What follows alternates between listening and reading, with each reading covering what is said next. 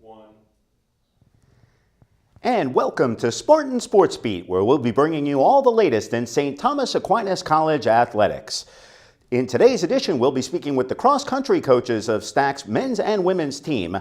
On the assistant coach side, Andrew Gangemi, and the head coach of the men's and women's teams, Nicole Ballou. Stay with us. We'll have all of that and more right after this.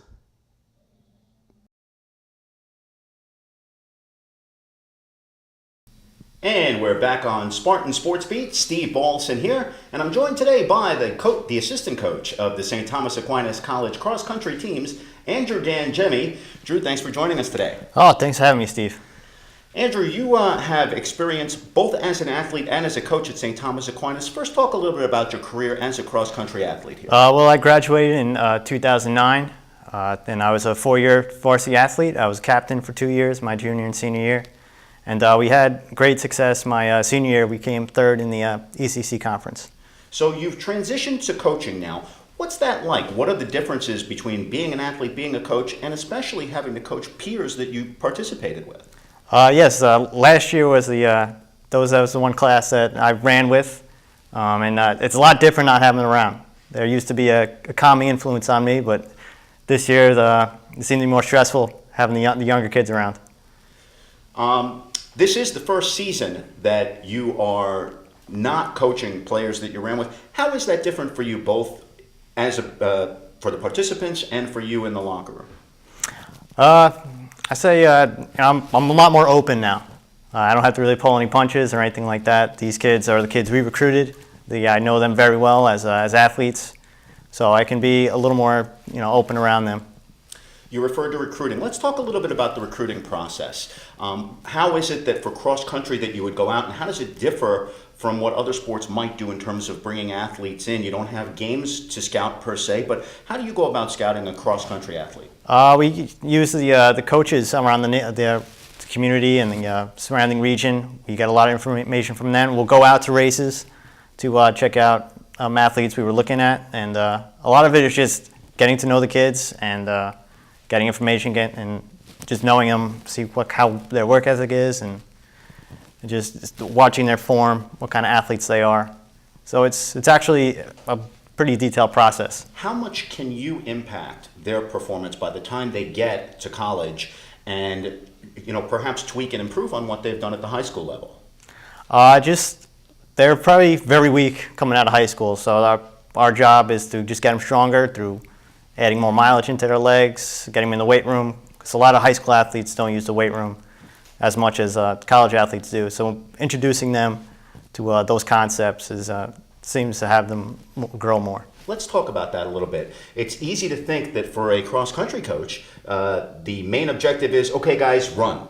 But we know it's a lot different than that. What do you have to do, and what other things can you do to help them as athletes? As a coach, I'm very hands-on. I'll run with them. I still got some strength in my legs, or I'll go out on my bike. And I spend every morning with them in the weight room, either doing strength training, yoga, all sorts of things, just being around them.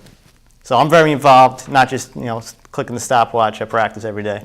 And while it's perceived as an individual type of pursuit, there is a team element to cross country, and a very significant mental one, isn't there? Yes, it's a very tight group. The distance runners, they're rare breed, and they seem to always come together.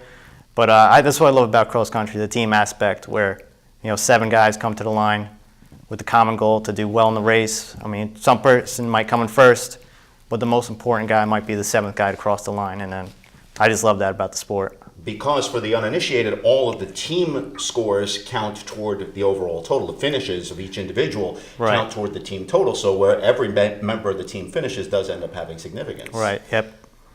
Talk a little bit about your team this year. What are the strengths? What are the weaknesses? Who do you look for to stand up and perform well? And who are you looking for in the future to do well coming forward? Right now on the men's side, we have a junior, Mike Golonsky, out of Newton, New Jersey. He's had a terrific summer training, and he came in very focused, very motivated, and he's just been our best runner throughout the season, and he's leaps and bounds above all the guys on the team. And not saying we have a bad team. We have a lot of young guys on the team. We're just trying to follow his lead, and Mike is great by leading an example, and they're following, which is great. And in terms of the young athletes that you have on the squad, where do you look for this program to be in the future, maybe next year, maybe 3-4 years down the road? The freshman group we have now is definitely something we could build on in the future. We have 3 strong, solid freshmen, and they're performing great for us from now. They're healthy, they're strong, they did their summer training, and they're going to grow into leaders, and they're going to guide the team for the next 3 years. Well, Andrew Ganchemi, the assistant coach of the St. Thomas Aquinas College cross-country teams.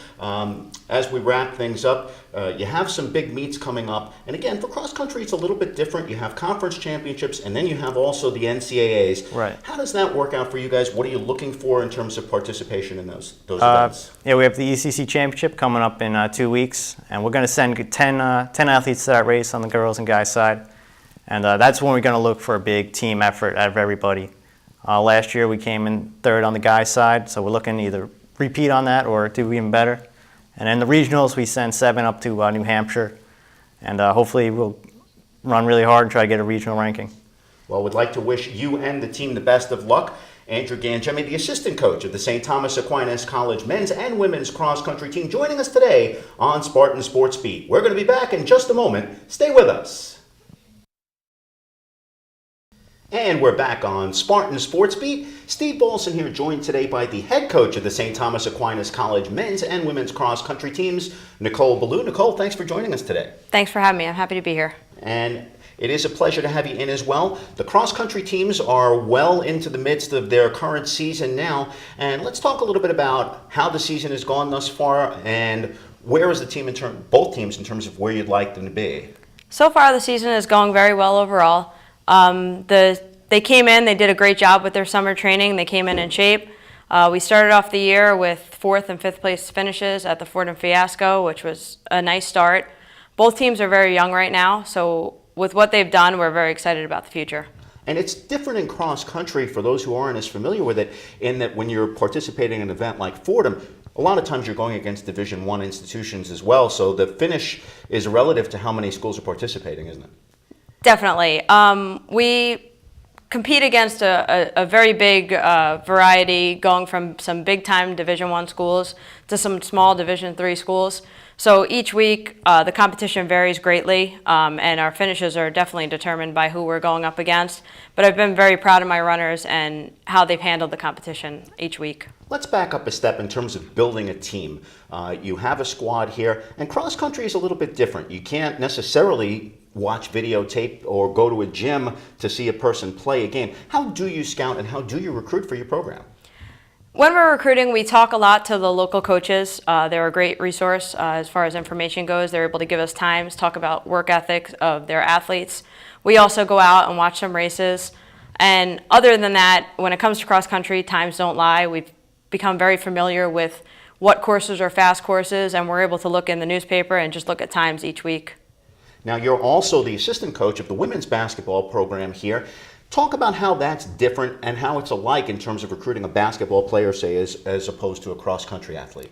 When it comes to recruiting a women's basketball player, I think you have to be out there more on a regular basis. You're actually watching players play, looking not only at their individual talent, but how they interact with their teammates to see how they fit in within a system.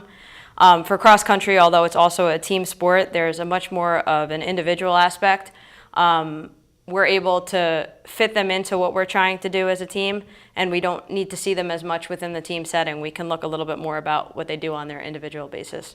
And in terms of the team this season, where do you feel that they are now? You've got the ECC championships coming up in a couple of weeks, the NCAAs after that. How do you feel that the team is progressing at this point? I think the team is progressing very well. With their training early in the season, we do a lot more distance. We put in a lot more hours into our training. Their legs are a little bit on the tired side. When you get into championship season, you cut down on that, and they seem to be doing very well with the training. Mentally, they're ready. They know they have 2 weeks until championship season. They're very excited about that, which I think brings a lot to the table when we hit that race. Being in the Northeast, does the training change at all because the season changes so drastically from when they start in August to perhaps when they're ready for their postseason runs? I think the training changes more just based on the time of the year that it is within their training, not so much on the weather. as runners, they're conditioned to running in any kind of weather. Specifically this year, we've run in rain just about every single weekend, and they handle that very well. So we kind of just go more on what time of the year it is within their training process than on what season we're in. Let's talk a little bit about the women's squad. You have a pretty young group this year, and you also had an ACC Rookie of the Week already named this season. We have. We're led by junior Keely Bateman. She came in as a freshman and was Rookie of the Year her freshman year, and in that year we actually won the conference championship. Now as a junior, she's taken on a bigger role, not only as our lead runner, but also as a little bit more of a leader in setting an example for the younger kids. This year, when it comes to scoring within our races, typically following Keely, we have a mix of 6 freshmen that could be our next finishers. Mostly led by freshman Megan Jascott, who's a local athlete. She comes from Tappan Zee High School. We're very excited about having her. Early on in our first race, she finished first for us. She was the ECC Runner of the Week, and in her training, she's shown that she's going to be an impact runner in our program. Well, certainly good things ahead for the St. Thomas Aquinas College, both men's and women's program. Cross-country coach Nicole Ballou, thank you so much for joining us today, and best of luck the rest of the way. We'd like to thank you all for joining us today. Hope you'll be with us again next time. Until then, this is Steve Balson for Spartan Sports Beat saying so long from Spark Hill.